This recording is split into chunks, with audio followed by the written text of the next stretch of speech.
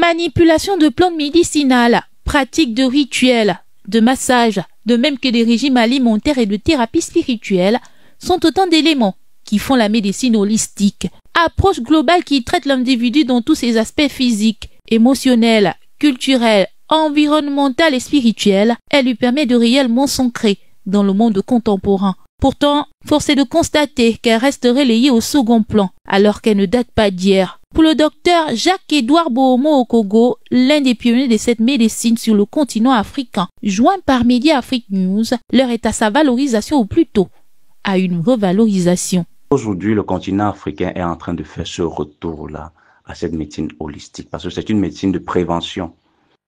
C'est une médecine qui permet à ce que l'individu puisse s'ancrer dans le monde contemporain. Aujourd'hui, je crois que le continent africain est déjà en train de le comprendre. Et nous sommes là donc pour permettre à ce que cette médecine puisse être valorisée et qu'elle redore alors ses lettres de noblesse. Loin de s'opposer à la médecine conventionnelle, elle lui serait plutôt complémentaire. Et c'est un travail de synergie qui se réalisait afin de donner des résultats plus probants. Cependant, aujourd'hui plus qu'hier, une menace insidieuse continue de peser sur elle, selon le médecin.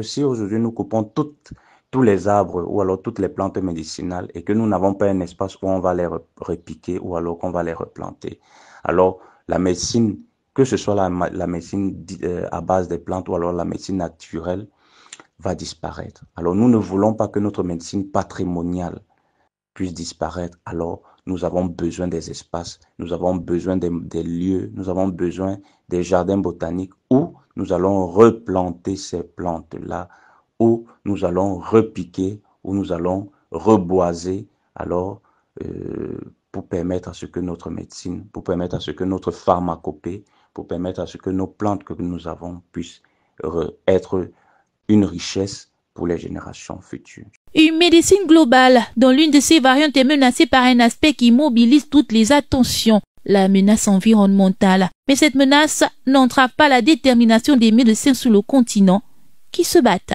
pour un moyen de soigner plus proche de la réalité africaine.